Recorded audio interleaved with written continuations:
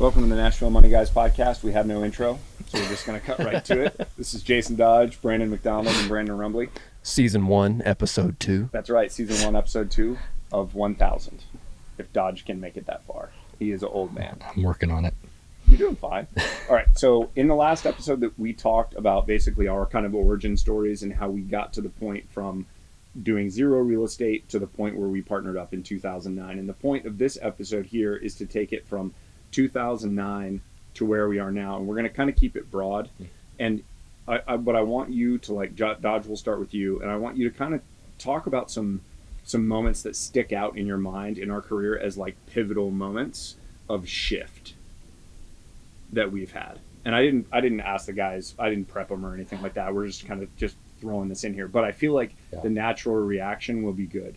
So let's start in 2009 with where we were, what we were doing, what were our goals, and then take us forward. And then Rumble, we're probably just going to be kind of interjecting, throughout this one.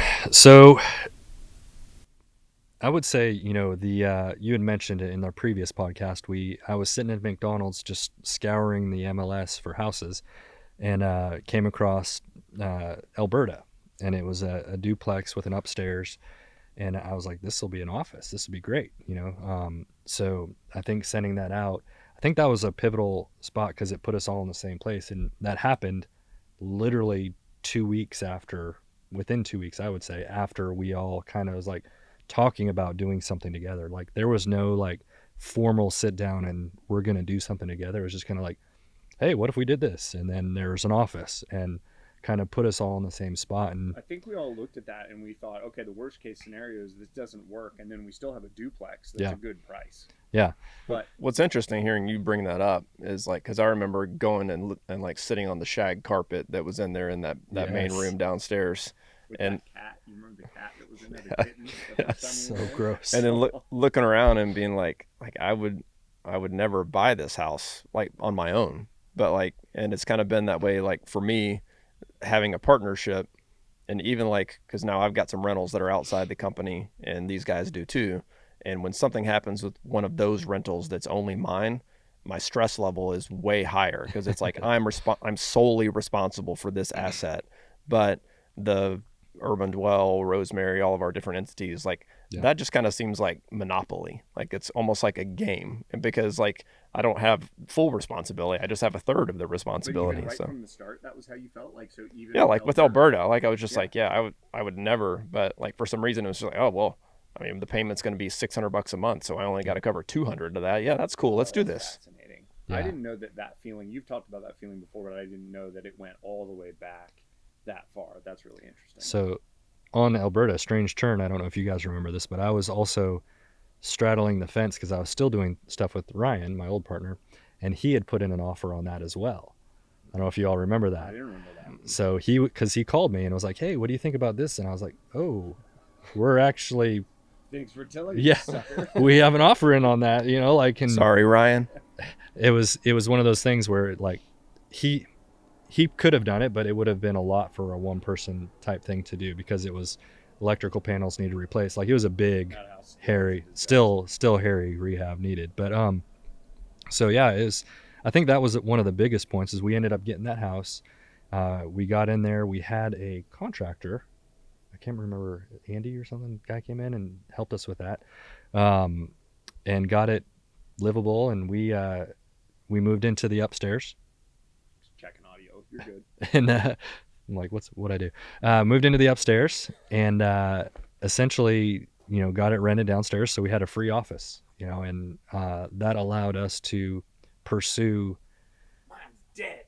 But I'm still going to turn this into some content somehow. I'm going to use my camera and take a picture and say we filmed a podcast and I didn't have my mic working the entire time or something.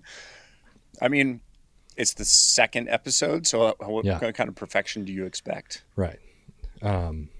Hopefully our studio will get a little bit better as we... For sure it will. What are you talking about? This is beautiful. So we were talking about other or turning points that we had. And so we'd gone through the office. The office. Yep. Yeah, I think that was a big turning point to where it got us all in the same room, and got us together, got us, looking at deals together, what it was. And we would do the old thing like, hey, we got a deal over here. And we would all hop in our cars Yep. and zoom over to that deal together and look at it, because we were like the communist society of, we didn't even have a name yet. We didn't. We were just Brandon and Jason looking at houses. And so, yeah, I think that was a major stride in our development of the partnership. And at that point, we were just doing rehabs and rentals, right? We hadn't done anything not else. really rentals even. We weren't doing rentals. We were just doing rehabs. I think it took a little while to convince this guy that rentals were a good idea. I still think they're a shit idea.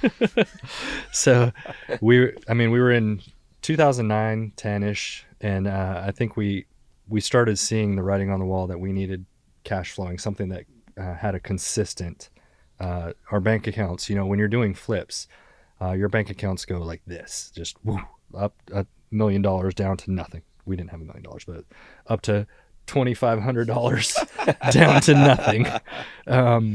And then, so having rentals that provided some sort of basis staple income was helpful, so that we could, just maintain our mortgages that we had, or our private money that we had, or our hard money that we had. I'm trying to think of another turning point. You guys can jump in any time. I know one of this is further down the road, but it was when we had bought a house and it became our first build, Glenview. Yeah. But that, I feel like there's got to be something else before that. But that was, in my mind, that's kind of one of the next big ones that sticks out. Where I think for me, there's one before that, which was the O-Barb moment that we had, where for me, the emotional damage that I took in that moment. Yeah. So basically, we had a condo that we had under contract to be sold, and the lady that was going to buy it basically decided she was going to bail. Was it the day before the closing or the day of? Yeah, it was the day before or the day of. I mean, and we had already obligated that money to the next deal. Yeah. And I literally, when she called me, I just remember the anxiety. Yeah, she had a daughter that was at Vanderbilt, and she was buying the condo for her daughter to live in, and they had a argument the day before, and she was like, sorry, not going to buy it. And she had no contingencies, but she was just like, yeah, it was a cash deal. Oh, a cash deal. Yeah, no contingencies. But I just remember at that point in time, which is hilarious because thinking about it now, I'd be like, this is going to be fun. Like I would literally, if she was telling me that like right now, I'd be like, this is going to be interesting to see how this turns out. Like I would not have a moment worth of anxiety now. But at that moment, I just felt like destroyed, wrought with anxiety. I was there. We were all there, right? Oh, yeah. I remember him on the phone, and like the blood drains out of his face, and he just goes, "Oh, Barb." So that became a thing. It's like an "Oh, Barb" moment. Yeah. So I think that was a big deal for me, but from like an emotional standpoint of being like, I can't care this much. Like I can't, because we figured it out. Yeah. And so literally that was a place that I never go to anymore when we're doing deals. And I think a lot of it does tie back to what you were talking about like we're a team and we'll figure it out as a team, and what that bought me from a stress level perspective. And that O-Bar moment was a big deal for me. Just a few weeks prior to that, it would have been just you, like, because we had not been doing it together that long. So it would have been just you. But at that moment, all of us jumped in and like, what do we need to do? Like we could bounce ideas, we could, make phone calls, we could do whatever, and like making sure that stuff moved forward. Ultimately, I think that it also taught us that we will always find the money if the deal is good enough. Yeah. And we have ever since. Like there's literally, I can't think of a deal that we have passed on ever if we didn't have the money. And that's another big like takeaway from us. That's also another big shift that I think you have to have when you get into real estate investing. And so we'll have investors that come to us all the time and they're like, hey, I can't offer on this property because I don't have the money lined up. And while that seems like a smart thing to say, what you have to do as a real estate investor is know that you're going to figure it out, and you go put the thing under contract, and maybe you have a contingency in there on inspection or whatever, but like you have to act decisively when you find a good deal and put the thing under contract. And it's like you and I were talking about on our drive yesterday, like the hard part about real estate investing is not the money. It's finding the deals, at least right now, in this market. And so you just, when you find a deal, you have to move on it and put it under contract, and then you will figure out the money. Yeah, and I was gonna say, you said at least right now, but like even in 2008, 9, 10, when stuff was on sale, like we would pass on deals if they weren't good deals, you know, like, so it was still hard to find a good deal back then. There was lots of like potential deals. Lots of deals. Yeah, but we would pass on deals because they were $2,000 too much, you know, like. We're definitely going to talk about that in the future too, because we should have bought everything that we went and looked at. Like, one thing I'm so curious to hear y'all's perspective on, not in this episode, but in the future, is should we have trusted what we were looking at in the future more? Like, should we have believed 3 years from now, Nashville is going to be blowing and going? How much more? How much more? I don't want to answer it now. It's a thing I want to talk about and I want to think about, because I wonder if we would have changed anything about what we were doing. And maybe we wouldn't have. Maybe we wouldn't have. All right. So right now we've got buying the office, the O-Barb moment. You were taking us into our first new construction deal, which was 2012. 2012. Yeah. But do you have anything that you can think of No, before I was then? going to bring up the O-Barb moment as well for mine. And then the Glenview new construction is another one. I mean, and I think this is weird, but just the fun that we had together in the office, even though it was, you know, we were hustling, we were working, we had fun, and it was an environment that I looked forward to going to most every day, which I cannot say that about previous jobs. Yeah. You know, like, so. And your wife was working there. Yeah. Like, that's saying something. My wife worked there. I loved that. I really did. I loved that. I loved that time. Yeah. That was fun. So. Well, I mean, I think that, like, that's another thing that is so interesting, because it's been 15 years and I still, when I get a phone call from you guys, I'm like, all right, let's find out what's going on. Like, I still think that that's interesting, that that's how I feel, that I don't look at the phone call and go, ugh. There are some people that I do that with. I do that all the time with most people. But I just feel like that's part of, like, being in a job and being in a career that I'm really into still. Like, the adventure of real estate that I find, you know, it's different for everybody, but that's what I find. I find real estate is an adventure, and I'm in the same, like, canoe with you guys on the adventure. So it's Canoeing. Well, you know how it's, you know that this podcast is going to be me with a lot of analogies. A lot of metaphors. A lot of metaphors. It's going to be, examples galore. Yeah, it's going to get ridiculous at some point. But you got to just let me go. I'll have one that will be 5 minutes. I've learned to not stop just to see where the metaphor is going. So, all right, so 2012. 2012, we get this house under contract. I can't remember if we had bought it yet or not, but it was $25,000. Yep. And it was Glenview, and it was a disaster. It was 1107 Glenview Drive. Yes, and it was literally one of those houses where we went into it, walked in, and it looked like the guy had just got up and left and not come back. Yep. Like there was a wallet on. I remember that. There was a wallet sitting on the thing. It was a foreclosure, so like there was a lot of foreclosure stuff going on at that time. But wallet, TVs, everything. It was all not good, but like crazy. This house was also very creepy. Yeah, you remember the basement? Yeah, that was where the bodies were. The basement. Not quite. The basement was creepy. It was a crawl space, and you had to go around. Did you have to go outside? I can't remember, but you went to this back room, and it had a floor door thing that lifted up, and it had like cellar stairs that walked down. Sketchy. More like a ladder. Yeah, ladder. Yeah, super steep. Dirt floors, and a toilet. Forgot about the toilet. I thought there was like a clawfoot tub that was down there as well. So, yeah. And it was, we were all just like, what is this? So, and we're looking at it like it needed so much work. We're doing the analysis on the rehab, but that was why you're bringing this up, because that was a cool shift when we realized this doesn't have to be a rehab. Yeah. This could be something else. So, and I think it was like cinder block maybe, and there was some stuff like separation on the block, like settling. It was just a disaster. And I don't know. I was saying in my head, I don't know if I'm the one that said out loud, but I was like, what if we just tore this down and start over? You know, and we'll give you credit. That's fine. I mean, I don't know. And then pretty sure that was my idea, actually. Yeah, and then we were just like, I'm the smart one. Come on. We were just like, yeah. And then we all started brainstorming. What does it look? We had no clue what new construction was. We no clue. I think Bob had done one or two at that point. Yeah. And he'd gotten his GC license. didn't he? So another investor buddy of ours that we were. Yeah, because he used Curtis.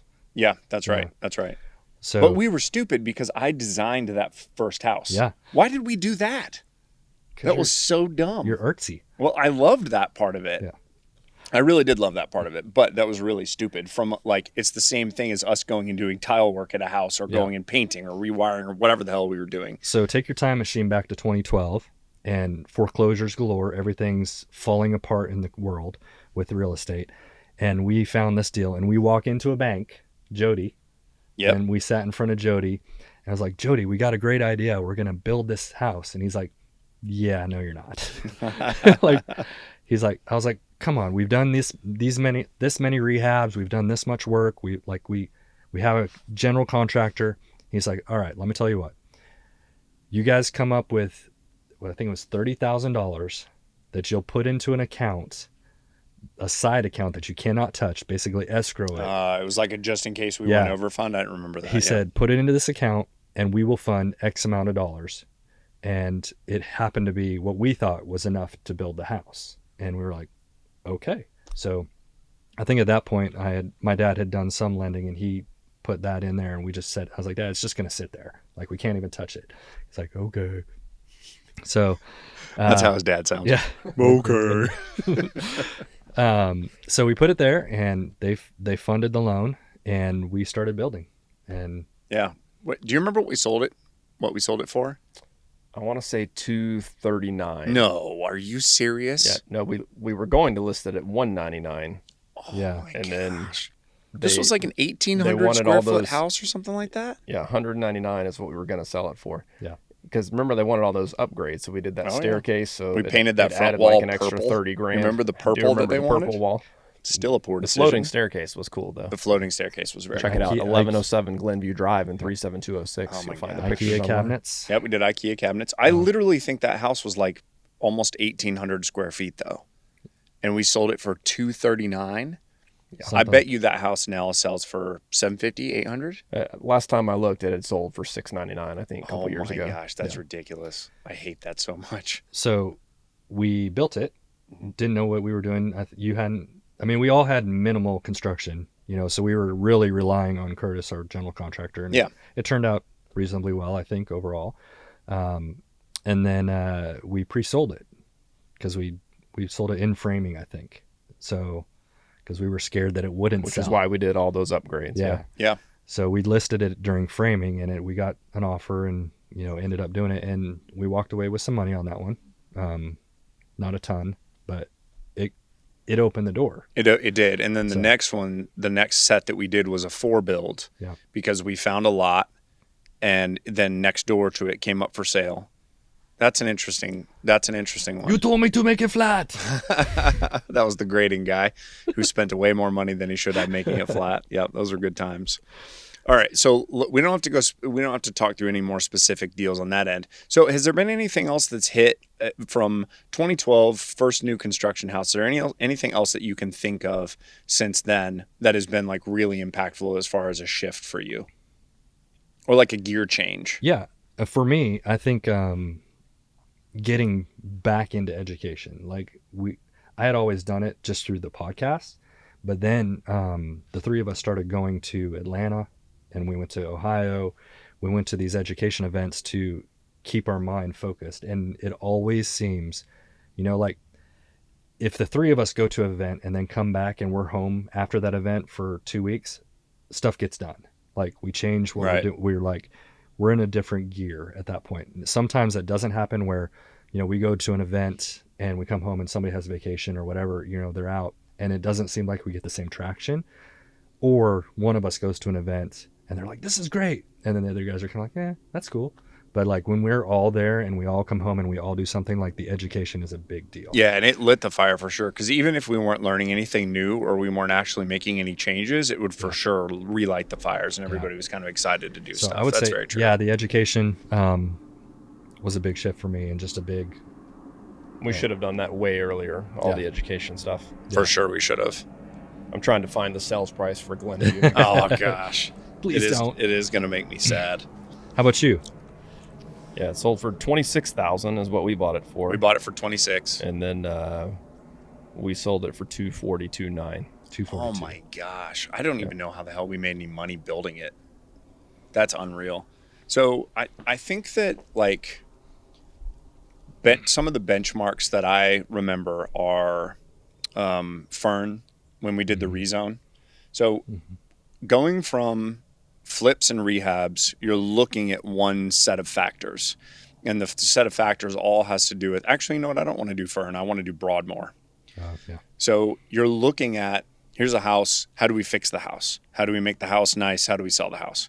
But when you start looking at like potential other uses for the land, like new construction, and you start learning the local zoning laws and you start learning about codes and land use and all that stuff, which the education on that part doesn't take very long, but it opened up a whole new world for us. Mm-hmm. And Broadmoor is a deal that I look back on with deep regret because Broadmoor was basically a massive monster rehab. We bought it for 60 grand and it was, we $150K at the time in rehab money. Like it would have cost me 350 grand to do that rehab these days. And what we didn't know at the time was it was sitting on 3 lots and we could have torn that house down and we could have built 2, 2, and 2. Which would have been $20,000 per building lot. We would have built, we would have murdered it. Oh, it's almost like we should be partners. We made money on Broadmoor when we sold it. We probably made 50 grand. We didn't make a lot, but we would have made $100K a piece on those houses. That was another one where we ended up laying the hardwood floors because we were out of money and we were we can't afford to pay someone to lay these floors. So it was, Yep, I remember that upstairs. Yep. So I think Broadmoor was a big deal for me because that was another shift of like, oh crap, if we would have just known more, we could have made so much more money because it was literally the exact same raw material. The raw material we were working with for that one it was exactly the same as every other thing that we've done. It just so happened that it was on 3 lots. Yeah. That were zoned in a place in Nashville you can build 2. That was a cool house, though. Oh, like it would have been a shame to tear that one down. I agree. We still would have done it, but it would have been a shame. We would have. If we knew what we were doing. Yeah. But New York we built 2 on New York and we should have built 3. Did you remember that? Mm-hmm. Yeah. New York was zoned for 3 and we should have, instead of orienting them toward New York, we should have oriented them to the side and we should have built townhomes. Yeah. But like Fern is another one. That was 5501 New York Avenue. Great. See, the problem is everybody's going to be Googling these and they're going to see my early architectural work. That's like, that's my hope. Plan. It's not. Some of them are good. Some of them are not so good. New York's were fine, I think. New York's were fine. Glenview was fine. The thing I remember about Broadmoor too is at that time, Greg and Jenny had several houses in that area. So they would call me. It's like, are you guys done yet? Are you guys done yet? Are you guys done yet? We want our comps. So when we sold it, it bumped all the comps. Oh, up. That's true. And they were super excited about it. Yeah. That's why we did it. Yeah. That's why we helping did people one. out. Yeah. You're welcome, Greg and Jenny. All right. So I'll let you talk for a minute. What's another shift for you or another gear change? Can you think of one? I mean, understanding wrap mortgages, which is what we do now with Nashville Money Guys, was a big one, but I don't know that we want to get into that. Like the STR stuff, short-term rentals was another big shift for us and kind of new territory that we ended up getting into. Like 2015, 2016? Because in the beginning, Nashville didn't have any permits. Like it was just free for all, whatever you want to do. Wild West. And then they came up with a permit program. And I remember we went and got permits on everything that we thought we could potentially short term. You remember that? Yep. We went and got them on everything. Should have kept them active. Should have kept them, just in case. Yeah, so we built 6 houses on 2nd Avenue, which was like a mile from 2nd Avenue and Broadway, which is like the thick of downtown. And we were like, yeah, maybe we'll just keep 2 of these and we'll sell the other 4. And we should have kept all 6 because out of our current STR portfolio, those 2 perform the best out of any of the units in there. But yeah, doing the short-term rental thing was another big shift for us, I think. Yeah, and that's another one that's kind of interesting because that's simply a decision on how you want to dispo a house. Like, how are you going to rent it? Are you going to rent it midterm? Are you going to rent it long term? Are you going to sell it? Like, are you going to use it as a short term and fully furnish it? Or are you going to like crappily furnish it and do it like a pad split? you know, so figuring out that side of it, I don't know, is relatively easy compared to like actually finding the deals, but letting the area kind of talk to you and letting the deal speak to you as far as, and your own personal needs. Because you and I always want more cash, so we probably would have sold way more stuff. And Dodge was probably like, hold on. Yeah. And that's a tough balance, you know, figuring out, especially, you know, when you're starting out and you don't have cash, and, you know, how much do you want to live on? How much do you want to save? And, you know, had we kept everything we had, we would have been very skinny, but we'd be very wealthy. We would have so much equity right now. Yeah. And my wife would never have married me because she would have said, why are you? Well, that's not true. I was driving a $4,500 pickup when I met her, so I guess it still worked. Little D. Little D, that's right. All right. So we've gone through some things that were kind of impactful, I think, for us. And there are definitely some more that have happened probably in the last 2 or 3 years. But I think that this has been good overall. I think that one thing I wanted to kind of emphasize was every shift that we made along the journey, as far as going from a flip to new construction, going from one house to 2 houses, going from 2 houses to 10 houses at a time, going from, you know, those were all done, to me, safely, because we would pick a deal that we were like, hey, I think we can do 8 here. Remember on Meridian? Where we couldn't lose. Exactly. And we literally were like, even if we screw this up big time, we're still going to, maybe we won't make money, but we'll break even.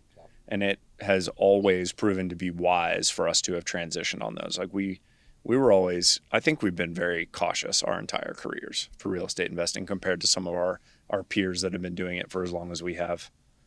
But that's an interesting takeaway, is just to think about, like, every moment we've made a major pivot, it's been on deals that were safe. Yeah. Swing for the fences on a really easy pitch. Oh, I like that. How's that for a metaphor? All right, good. Well, I don't know if my mic worked the entire time. It might not have. This was season 1, episode 2, Nashville Money Guys podcast. Jason Dodge, Brandon Rumbley, Brandon McDonald. Check us out at NashvilleMoneyGuys.com if you're interested in any hard money loans, kind of southeast region of the United States. I'm going to work on a pitch for the end. Like, I'm going to work on it. Yeah. We'll get there. You're doing great. Thanks for watching.